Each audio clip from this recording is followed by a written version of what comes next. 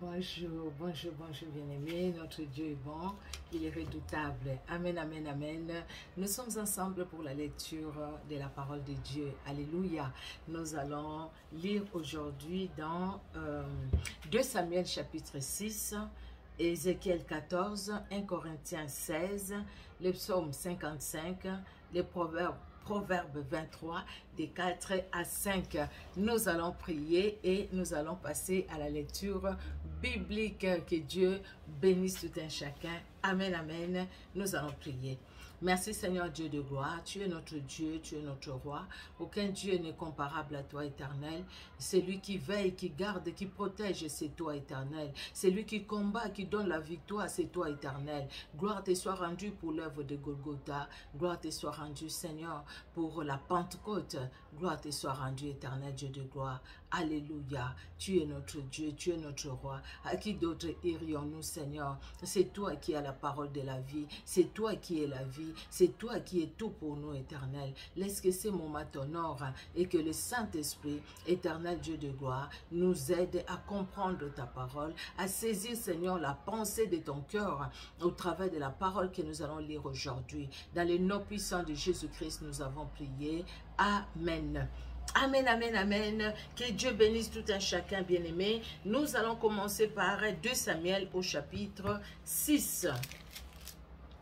Alors, 2 Samuel, chapitre 6, nous lisons au nom de Jésus-Christ de Nazareth. David rassembla encore toute l'élite d'Israël au nombre de 30 000 hommes.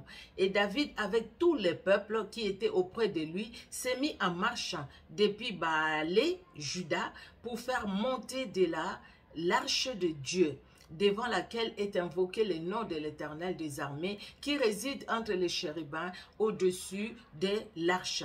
Ils mirent sur un char neuf l'arche de Dieu. Ils mirent sur un char neuf l'arche de Dieu et l'emportèrent de la maison d'Abinadab sur la colline. Uza et Achio, fils d'Abinadab, conduisaient les chars neufs. Ils l'emportèrent donc de la maison d'Abinadab sur la colline. Uza marchait à côté de l'arche de Dieu et Achio allait devant l'arche. David et toute la maison d'Israël jouaient devant l'Éternel de toutes sortes d'instruments, de bois, des cyprès, des harpes, des luttes, des tambourins, des sistres et des cymbales. Lorsqu'ils furent arrivés à l'ère de Nacan, Uza étendit la main vers l'arche de Dieu et la saisit parce que les bœufs la faisaient pencher. La colère de l'Éternel s'enflamma contre Uza et Dieu le frappa sur place à cause de sa faute. Uza mourut là, près de l'arche de Dieu. David fut irrité de ce que l'Éternel avait frappé Uza d'un tel châtiment. Et ce lieu a été appelé jusqu'à ce jour Péré Uza. David eut peur de l'Éternel en ces jours-là et il dit, comment l'arche de l'Éternel entrerait-elle chez moi? Il ne voulut pas retirer l'arche de l'Éternel chez lui dans la cité de David et la fit conduire dans la maison d'Obed-Édom de Gad. L'arche de l'Éternel resta 3 mois dans la maison d'Obed-Édom de Gad. Et l'Éternel bénit Obed-Édom et toute sa maison. Quelle grâce qu'il a eue, hein, Obed-Édom. On vint dire au roi David, l'Éternel a béni la maison d'Obed-Édom et tout ce qui est à lui, à cause de l'arche de Dieu. Et David se mit en route et il fit monter l'arche de Dieu depuis la maison d'Obed-Édom jusqu'à la cité de David au milieu des réjouissances. Quand ceux qui portaient l'arche de l'Éternel eurent fait 6 pas, on sacrifia un bœuf et un veau gras. David dansait de toute sa force devant l'Éternel et il était ceint d'un éphod de lin. David et toute la maison d'Israël furent monter l'arche de l'Éternel avec des cris de joie et au son des trompettes. Comme l'arche de l'Éternel entrait dans la cité de David, Michal, fille de Saül, regardait par la fenêtre et voyant le roi David sauter et danser devant l'Éternel, elle le méprisa dans son cœur. Après qu'on eut amené l'arche de l'Éternel, on l'a mis à sa place au milieu de la tente que David avait dressée pour elle. Et David offrit devant l'Éternel des holocaustes et des sacrifices d'action de grâce. Quand David eut achevé d'offrir les holocaustes et les sacrifices d'action de grâce, il bénit le peuple au nom de l'Éternel des armées. Amen. Puis il distribua à tout le peuple, à toute la multitude d'Israël, hommes et femmes, à chacun un pain, une portion de viande et un gâteau de raisin. Et tout le peuple s'en alla, chacun dans sa maison. David s'en retourna pour bénir sa maison, et Michal, fille de Saül, sortit à sa rencontre. Elle dit: quel honneur aujourd'hui pour le roi d'Israël de s'être découvert aux yeux des servantes, de ses serviteurs, comme se découvrait un homme de rien. David répondit à Michal: c'est devant l'Éternel qui m'a choisi de préférence à ton père et à toute sa maison pour m'établir chef sur le peuple de l'Éternel, sur Israël. C'est devant l'Éternel que j'ai dansé. Je veux paraître encore plus vil que cela et m'abaisser à mes propres yeux. Néanmoins, je serai en honneur auprès des servants dont tu parles.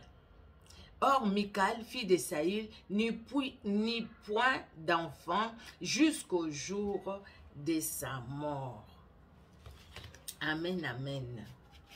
Des fois, il y a des bénédictions qui nous arrivent comme ça.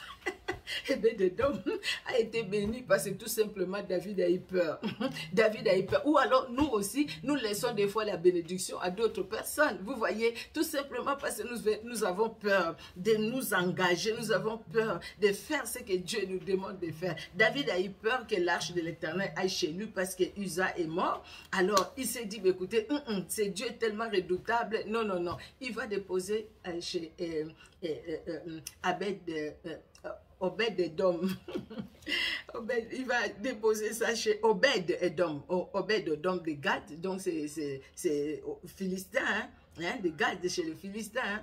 Il a déposé ça là-bas et voilà que sa maison, lui et sa maison ont été bénis parce que la présence de l'Éternel était là. Là, c'était pas devant les Astartés, devant, je sais pas, les autres dieux là, des Philistins. Parce que eux, Dieu les a renversés. On ne connaît pas son cœur aussi. Peut-être que son cœur était vraiment à Dieu ou pour Dieu.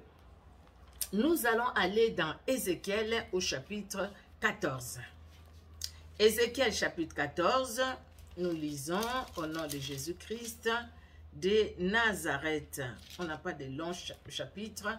Quelques-uns des anciens d'Israël vinrent auprès de moi et s'assirent devant moi. Et la parole de l'Éternel me fut adressée en ces mots. Fils de l'homme, ces gens-là portent leurs idoles dans leur cœur et ils attachent les regards sur ce qui les a fait tomber dans l'iniquité. Mais laisserai-je consulter par eux? C'est pourquoi parle-leur et dis-leur. Ainsi parle le Seigneur, l'Éternel, tout homme de la maison d'Israël qui porte ses idoles dans son cœur et qui attache les regards sur ce qui l'a fait tomber dans son iniquité. S'il vient s'adresser au prophète, moi l'Éternel, je lui répondrai malgré la multitude de ses idoles, afin de saisir dans leur propre cœur ceux de la maison d'Israël qui se sont éloignés de moi avec toutes leurs idoles. C'est pourquoi dit à la maison d'Israël, ainsi parle le Seigneur, l'Éternel, revenez et détournez-vous de vos idoles. Détournez les regards de toutes vos abominations, car tout homme de la maison d'Israël ou des étrangers séjournant en Israël, qui s'est éloigné de moi, qui porte ses idoles dans son cœur et qui attache les regards sur ce qu'il a fait tomber dans son iniquité, s'il vient s'adresser au prophète pour me consulter par lui, moi l'Éternel, je lui répondrai par moi. Quel amour! Quel amour! Quel amour! Je tournerai ma face contre cet homme, je ferai de lui un signe, un sujet de sarcasme, et je l'exterminerai du milieu de mon peuple. Et vous saurez que je suis l'Éternel. C'est par amour que Dieu punit. C'est vraiment par amour. C'est par amour. Alléluia. Il pouvait dire, je ne veux pas répondre. Il répond. Mais il punit parce qu'il nous aime. Amen. Si le prophète se laisse séduire, s'il prononce une parole, c'est moi l'Éternel qui aurais séduit ce prophète. J'étendrai ma main contre lui et je le détruirai du milieu de mon peuple d'Israël. Ils porteront ainsi la peine de leur iniquité. La peine du prophète sera comme la peine de celui qui consulte. Afin que la maison d'Israël ne s'égare plus loin de moi et qu'elle ne se suive plus par toutes ses transgressions. Alors ils seront mon peuple et je serai leur Dieu, dit le Seigneur l'Éternel. La parole de l'Éternel me fut adressée en ces mots. Fils de l'homme, lorsqu'un pays pécherait contre moi en se livrant à l'infidélité et que je tendrais ma main sur lui, si je brisais pour lui les bâtons du pain, si je lui envoyais la famine, si j'en exterminais les hommes et les bêtes, et qu'il y ait au milieu de lui ces trois hommes, Noé, Daniel et Job, ils sauveraient leur âme par leur justice, dit le Seigneur l'Éternel. Si je faisais parcourir les pays par les bêtes féroces qui les dépeupleraient, s'il devenait un désert où personne ne passerait à cause de ces bêtes, et qu'il y ait au milieu de lui ces trois hommes, je suis vivant, dit le Seigneur l'Éternel. Il ne sauverait ni fils ni fille, eux seuls seraient sauvés et le pays deviendrait un désert. Ou si j'amenais l'épée contre ce pays, si je disais, ou le verset 17, ou si j'amenais l'épée contre ce pays, et si je disais que l'Éternel parcourt les pays, si j'en exterminais les hommes et les bêtes, qui est au milieu de lui, ces trois hommes, je suis vivant, dit le Seigneur l'Éternel, ils ne sauveraient ni fils ni fille, mais eux seuls seraient sauvés. Ou si j'envoyais la peste dans ces pays, si je répandais contre lui ma fureur par la mortalité pour en exterminer les hommes et les bêtes, et qu'il y ait au milieu de lui Daniel et Job, je suis vivant, dit le Seigneur l'Éternel. Ils ne sauveraient ni fils ni fille, mais ils sauveraient leur âme pour leur justice, leur âme par leur justice. Oui, ainsi parle le Seigneur l'Éternel. Quoique j'envoie contre Jérusalem mes 4 châtiments terribles, l'épée, la famine, les bêtes féroces et la peste, pour en exterminer les hommes et les bêtes, il y aura néanmoins un reste qui échappera, qui en sortira, des fils et des filles. Voici, ils arriveront auprès de vous. Vous verrez leur conduite et leurs actions, et vous vous consolerez du malheur que je fais venir sur Jérusalem, de tout ce que je fais venir sur elle. Ils vous consoleront quand vous verrez leur conduite et leurs actions, et vous reconnaîtrez que ce n'est pas sans raison que je fais tout ce que je lui fais, dit le Seigneur l'Éternel. Alléluia. Alléluia. Merci Seigneur Jésus-Christ, c'est lui qui nous appelle toujours à la repentance.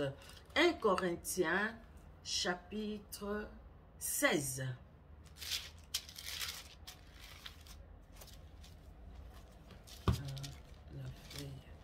1 Corinthiens chapitre 16. Voilà. 1 Corinthiens chapitre 16. Pardon, excusez-moi. Pour ce qui concerne la collecte en faveur des saints, agissez vous aussi comme je l'ai ordonné aux églises de la Galatie, que chacun de vous, les premiers jours de la semaine, mette à part chez lui ce qu'il pourra, selon sa prospérité, afin qu'on n'entende pas mon arrivée pour recueillir les dons. Et quand je serai venu, j'enverrai avec des lettres pour porter vos libéralités à Jérusalem, les personnes que vous aurez approuvées. Si la chose mérite que j'y aille moi-même, elles feront le voyage avec moi. J'irai chez vous quand j'aurai traversé la Macédoine, car je traverserai la Macédoine. Peut-être séjournerai-je auprès de vous, ou même y passerai-je l'hiver, afin que vous m'accompagniez là où je me rendrai. Je ne veux pas cette fois vous voir en passant, mais j'espère demeurer quelque temps auprès de vous si le Seigneur le permet. Je ne veux pas cette fois, le verset 8. Je resterai néanmoins à Éphèse jusqu'à la Pentecôte. Car une porte grande et d'un accès efficace m'est ouverte et les adversaires sont nombreux. Si Timothée arrive, faites en sorte qu'il soit sans crainte parmi vous, car il travaille comme moi à l'œuvre du Seigneur. Que personne donc ne le méprise. Accompagnez-le en paix, afin qu'il vienne vers moi, car je l'attends avec les frères. Pour ce qui est du frère Apollos, je l'ai beaucoup exhorté à se rendre chez vous avec les frères, mais ce n'était décidément pas sa volonté de le faire maintenant. Il partira quand il en aura l'occasion. Veillez, demeurez fermes dans la foi, soyez des hommes, fortifiez-vous, que tout ce que vous faites se fasse avec amour. Encore une recommandation que je vous adresse, frères. Vous savez que la famille de Stéphanas est les prémices de l'Archaïe et qu'elle s'est dévouée au service des saints. Ayez vous aussi de la déférence pour de tels hommes et pour tous ceux qui travaillent à la même œuvre. Je me réjouis de la présence de Stéphanas, de Fortunatus et d'Achaïcus. Ils ont suppléé à votre absence. Car ils ont travaillé, ils ont tranquillisé, excusez-moi, le verset 18, car ils ont tranquillisé mon esprit et les vôtres. Sachez donc apprécier de tels hommes. Les églises d'Asie vous saluent. Aquilas et Priscille, avec l'église qui est dans leur maison, vous saluent beaucoup dans le Seigneur. Alléluia. Tous les frères vous saluent. Saluez-vous les uns les autres par un saint baiser. Je vous salue, moi Paul, de ma propre main. Si quelqu'un n'aime pas le Seigneur, qu'il soit anathème. Maranatha. Que la grâce du Seigneur Jésus soit avec vous. Mon amour est avec vous tous en Jésus-Christ. Alléluia, alléluia, gloire au Seigneur. Veillez, demeurez fermes dans la foi. Soyez des hommes, fortifiez-vous. Alléluia, alléluia. Nous allons passer, bien-aimés, dans le livre de Psaume 55. Alors, Psaume 55. Nous lisons au nom de Jésus-Christ de Nazareth. Voilà, le Psaume 55. Au chef des chantres, avec instrument à cordes, cantique de David. Ô Dieu, prête l'oreille à ma prière et ne te dérobe pas à mes supplications. Écoute-moi et réponds-moi, gère ça et là dans mon chagrin et je m'agite. À cause de la voix de l'ennemi et de l'oppression du méchant, car ils font tomber sur moi les malheurs et me poursuivent avec colère. Mon cœur tremble au-dedans de moi et les terreurs de la mort me surprennent. La crainte de l'épouvante m'assaillit et les frissons m'enveloppent. J'ai dit, oh, si j'avais les ailes de la colombe, je m'envolerais et je trouverais les repos. Voici, je fuirai bien loin, j'irai séjourner au désert. Je m'échapperai en toute hâte, plus rapide que les vents impétueux, que la tempête. Réduis à néant, Seigneur, divise leur langue, car je vois dans la ville la violence et les querelles. Elles en font jour et nuit les tours sur le mur. L'iniquité et la malice sont dans son sein. La méchanceté est au milieu d'elle, et la fraude et la tromperie ne quittent point ses places. Ce n'est pas un ennemi qui m'outrage, je le supporterai. Ce n'est pas mon adversaire qui s'élève contre moi, je me cacherai devant lui. C'est toi que j'estimais mon égal, toi mon confident et mon ami. Ensemble, nous vivions dans une douce intimité. Nous allions avec la foule à la maison de Dieu. Que la mort les surprenne, qu'ils descendent vivants au séjour des morts, car la méchanceté est dans leur demeure au milieu d'eux. Et moi, j'écris à Dieu, et l'Éternel me sauvera. Les soirs, les matins Et à midi, je soupire et je gémis, et il entendra ma voix. Les soirs, les matins, et à midi, je soupire et je gémis, et il entendra ma voix. Il me délivrera de leur approche et me rendra la paix, car ils sont nombreux contre moi. Dieu entendra et il les humiliera, lui qui de toute éternité est assis sur son trône. Car il n'y a point en eux de changement, et ils ne craignent point Dieu. Il porte la main sur ceux qui étaient en paix avec lui. Il viole son alliance. Sa bouche est pleine douce que la crème, et plus douce, sa bouche est plus douce que la crème, mais la guerre est dans son cœur. Vous voyez, hein?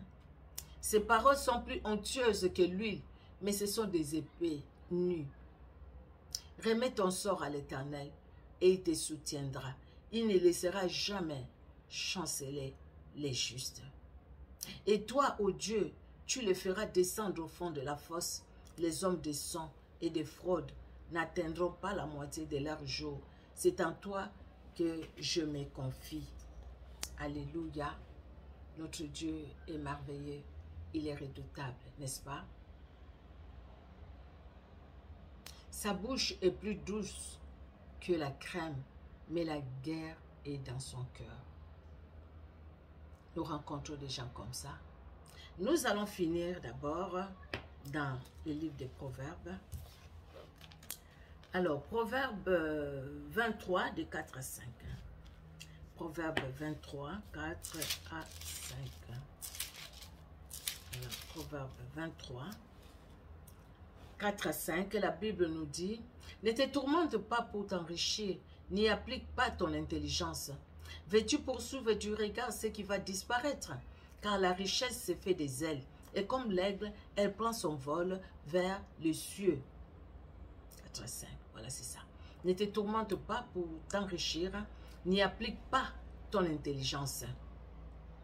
Veux-tu poursuivre du regard ce qui va disparaître?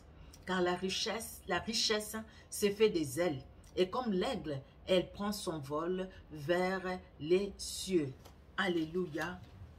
Notre richesse vient de l'Éternel. C'est la bénédiction de l'Éternel qui enrichit, ne le fait suivre d'aucun chagrin. Donc nous devons nous appuyer sur ces grands dieux, sur ces puissants dieux.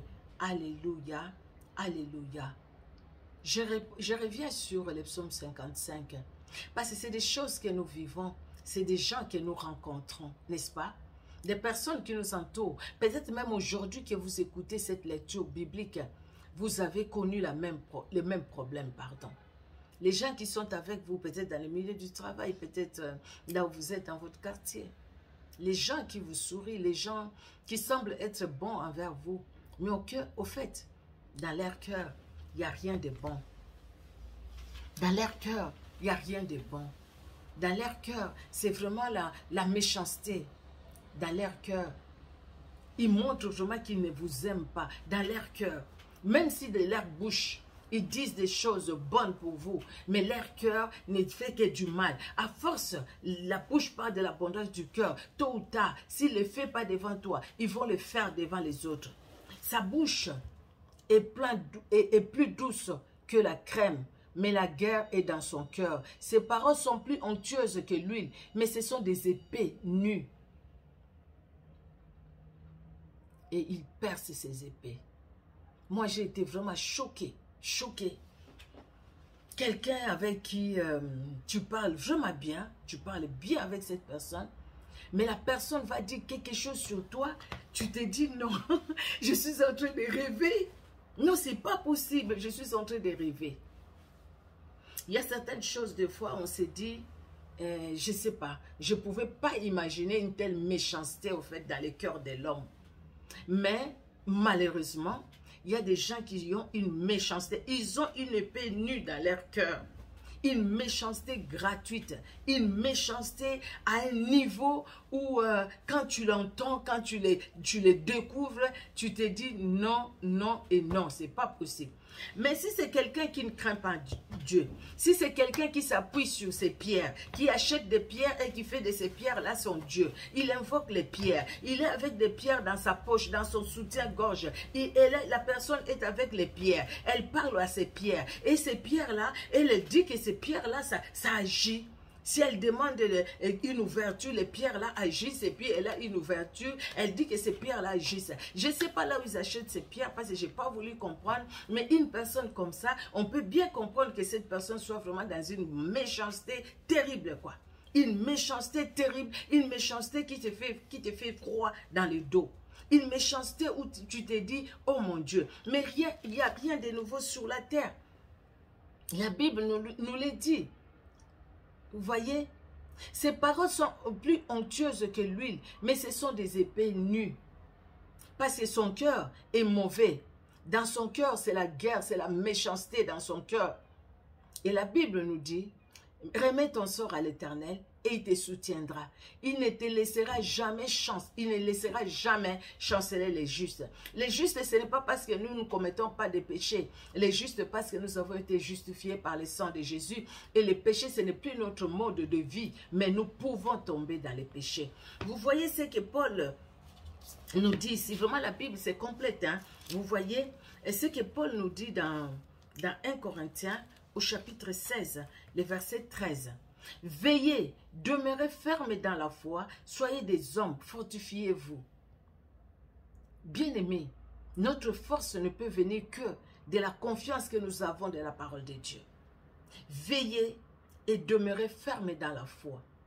Comment on peut demeurer ferme dans la foi si on n'a pas la parole de Dieu, si on ne lit pas la parole de Dieu, si on ne médite pas la parole de Dieu? La foi vient de ce qu'on entend, et ce qu'on entend vient de la parole de Dieu. La foi vient de la parole de Dieu. Donc, nous devons nous attacher à cette parole, la parole que Christ nous a laissée au travers de cette Bible, ce livre qui contient la parole de Dieu, la richesse de Dieu, est conduit par le Saint-Esprit. Nous avons cette parole, nous allons tenir ferme parce que nous écoutons ce que la Bible nous dit, nous écoutons, nous avons les promesses de Dieu, nous nous appuyons sur ces promesses, nous nous efforçons de vivre selon ce que Dieu nous demande de faire, bien aimé. Nous nous efforçons de vivre la vie de Dieu, de vivre la parole de Dieu, d'obéir à la parole de Dieu. En ce moment-là, bien aimé, nous allons tenir ferme. Et cette parole va nous fortifier, quels que soient les moments difficiles.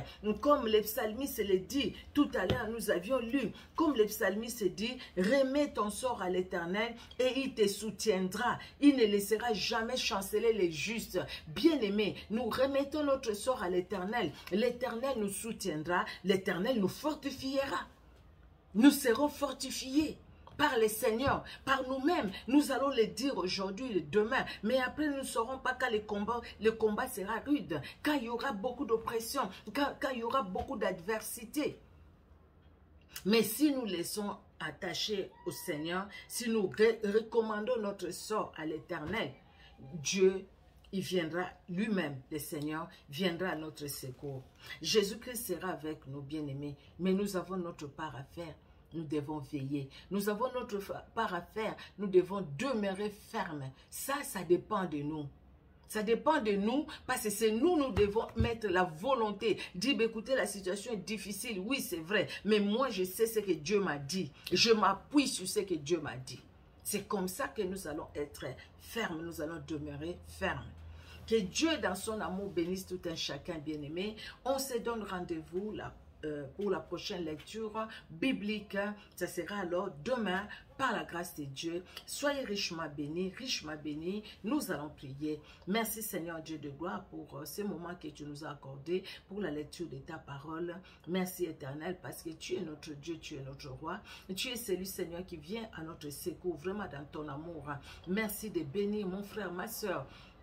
qui suit, Seigneur Dieu de gloire, la lecture biblique depuis le 1er janvier avec nous jusqu'aujourd'hui, ceux qui nous ont rejoints en cours de route éternelle, Dieu de gloire, ceux qui vont nous rejoindre même aujourd'hui, Jésus de Nazareth, bénis Seigneur Dieu de gloire tout un chacun, sur Facebook et sur YouTube, bénis éternel, révèle ta puissance et ta grandeur dans nos vies, Seigneur Dieu de gloire, fortifie-nous, nous avons besoin de toi, que ta parole ne s'éloigne pas de nos cœurs, que ta parole ne s'éloigne pas de nos bouches, que nous puissions vivre ta parole, que nous puissions la saisir, parce que nous savons, éternel Dieu de gloire, que jamais tu nous laisseras chanceler. Les complots se formeront contre nous, mais toi, éternel, tu nous donneras toujours la victoire sur ces complots de l'ennemi. Oh, éternel Dieu de gloire, les gens, Seigneur Dieu de gloire, se ligueront pour nous faire du mal, pour nous parler du mal, pour nous accuser faussement. Mais toi, éternel, tu te lèveras pour nous soutenir, pour nous défendre, éternel Dieu de gloire. Et ce sont nos ennemis qui vont chanceler, qui vont tomber. Mais nous, éternel, nous n'allons pas chanceler. Nous allons rester debout et fermes